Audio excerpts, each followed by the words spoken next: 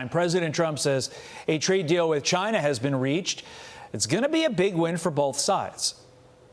We made a great deal with China. We're very happy with it. We have everything we need, and we're going to do very well with it, and hopefully they are too. That was a very big one. Co-host of the Big Money Show on our sister network, Fox Business, Taylor Riggs joins me now. Taylor, always great to have you. Likewise. Is this it, or is this more of like a trade deal disguised as a negotiation, or a negotiation disguised as a trade deal? Yeah, I'm probably a little bit more on the latter of that. I don't think it's 1,000% a done deal. Remember, both Trump and Xi have to sign off on this, given the framework that they have looked at all week in London. And they've said this framework is a lot based on the Geneva talks that we just had a few months ago. So one thing I like about this, very easy to trace shipments of rare earth minerals to us, semiconductor shipments from us to them. If they renege on our promise, very easy to track, easier than tracking how they depreciate their yuan or other non-tariff barriers.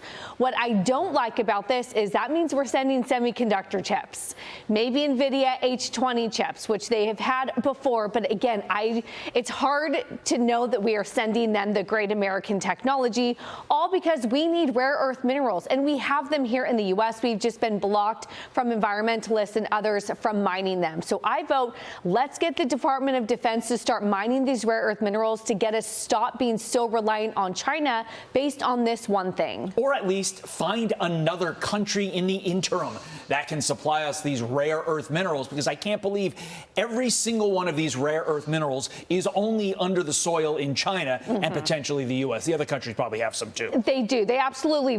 Japan has stockpiled them because they've gotten smart. China does have absolutely the majority, but it's time for us to start getting smarter on this issue. Do you worry, though, that maybe China is slow walking these negotiations, maybe potentially even indefinitely, to allow their economy to improve and similarly give them a better hand in negotiation? That's absolutely where we have the upper hand. We've been looking at China's factory orders, exports, factory gate deflation. I mean, it is bad all the way across the board. And China's never honest about their data. So when they say it's bad, it actually could be a lot worse than we know, especially when it comes to their GDP numbers. If they say 5%, you know it's actually closer to 2 or 3%. So again, all about who has the leverage in this negotiation. Our economy, frankly, is doing a lot better. So that gives us absolutely the upper hand. Meantime, the president warning take it or leave it offers, Taylor Riggs, could be in store for other countries. Here's more from Trump last night. I tell you what, we're rocking in terms of deals. Now, at a certain point, we're just going to send letters out, and I think you understand that, saying this is the deal. You can take it or you can leave it. You don't have to use it. You don't have to shop in the United States. Okay, he may be in a nice tux, but he's obviously sending a warning shot to some countries. Yeah. Which countries is he sending a message to? Yeah, probably the major ones that we have not, that have been slow walking. The EU, we've been so frustrated by the fact that, you have Germany who is interested, but they're part of a 27-country nation dictated out of Brussels, and we don't know which one of the 27 countries is interested and what deals to be done.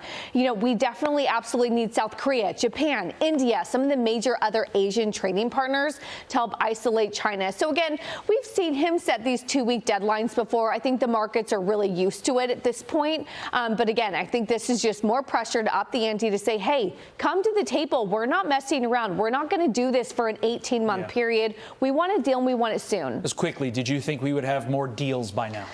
Yes, absolutely, except that Larry Kudlow reminds me that the first deals on average take about 18 months, and then I get calm again. So we'll have to see the market and the economy absolutely taking it in stride. That's our Larry, and that's our Taylor Riggs joining us. We appreciate it, as always. I'm Steve Doocy. I'm Brian Kilmeade. And I'm Ainsley Earhart. And click here to subscribe to the Fox News YouTube page to catch our hottest interviews and most compelling analysis.